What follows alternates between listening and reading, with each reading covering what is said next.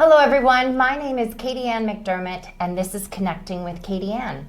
I have with me today Trish Dalzell Birch from the class of 1998.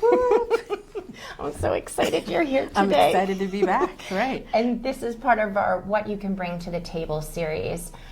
Today we will be discussing what it feels like to bring the family together when things are not at their best. So illness, loss, grief, and even change. Sure. Right? And Trish, you have experienced this even in your own role as a professor. Yes. Do you want to talk a little bit about that? Sure. So I am a social worker by profession, but right now I'm teaching human services at a local college. And we talk a lot about this, especially getting close to Thanksgiving, right? And I'm teaching my students what to talk to their clients about at their internships around what does it feel like to have family who have been through loss or through chronic illness, through change like divorce. All those things come up at the holiday. And it's really about taking care of yourself. Yes, and sometimes we don't even think, it's important to really even think about the caregivers and the nurses that are helping those that are sick. Yep. So checking in with them. Absolutely. Right? The caregivers are who I really focus on a little bit because we always take care of the one who's not well, right? Because our focus is really on them. But, you know, all of this falls on the caretaker. It falls on, you know, everything has to be perfect. I have to put my best face forward. I don't have time to go to everything, right? And I always tell people, and that's okay, right? Yes. It's okay to set boundaries. No is a complete sentence. Yes. And no feels good sometimes, even though we have, you know, we have all these feelings around saying no, or that I'm doing the wrong thing, but you're doing the right thing for yourself when you can say no. Right, and that is really important. What would you say are like some of the top things that people really should keep in mind if they are not familiar with dealing with loss or grief, or on the other side, you know, what are some things to really keep in mind for your own self during the holiday season? Sure. So social emotional well-being is important, right? Setting boundaries, checking in with yourself. How am I feeling doing this? How am I feeling preparing my grandmother's recipe? Right. Just taking a moment. Taking a step back, thinking about that, I think is really important. And yeah, no, self-care is important, right? It is. How am I feeling when I'm doing this? Taking a break. You know, if you're in a room full of 20 family members you hadn't seen in 6 months since the loss occurred or since a diagnosis, say, you know what, I need 5 minutes, I need 10 minutes, and allowing yourself that. Or even saying, am I ready for that? Absolutely. Maybe I'm not ready to go to this social gathering and I need to just say, sorry, I can't.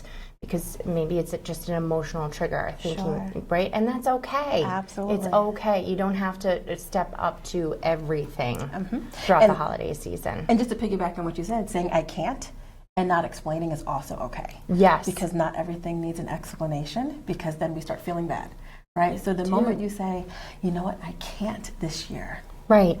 Be solid in it. It is. And take care of you. I'm pretty open about my own experience with this. My father passed unexpectedly last year, very unexpected. Didn't even see it coming.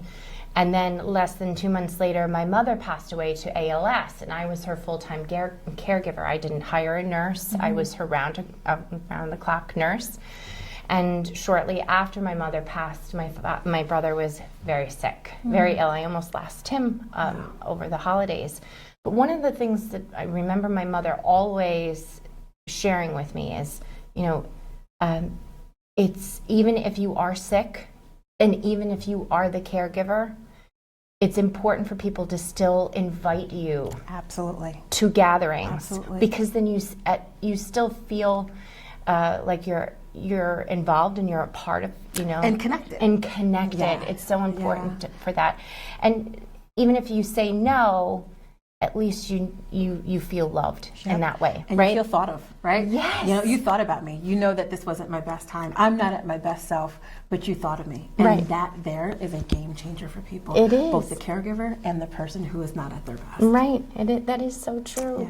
Yeah. And it's hard too when during the holidays and you're going through such an emotional roller coaster of an experience too, or even seeing somebody that's really sick. I'm sure you can speak to this too. Absolutely. My mother is battling cancer, right? Stage 4. And it's really about not focusing on the fact that my mother is sick, but focusing on the fact that she's still here. Right, and at she wants to Thanksgiving. live. And she wants to live. And she wants to smile. And she wants to see us around her. And things are hard. Things get hard, right? But it's about, you know what? Take a break. Let me take my break. Let me take my breather. But I'm going to be here in the moment for the person who I'm here for, right? I'm going to remember all the great things. I'm not going to focus on the illness. I'm going to focus on the laughter. I'm going to focus on the recipes. I'm going to focus on what traditions that we've had throughout generations of our family and make it the best holiday for all of us. Right. Laundry can wait. Everything can You wait. can get takeout. Yep. It's just about sitting down, being together, taking in that moment, soaking in the moment, like you said. Yep. And disposable dishes, right? You don't have to do the fine china this year. And it's okay. It's all right.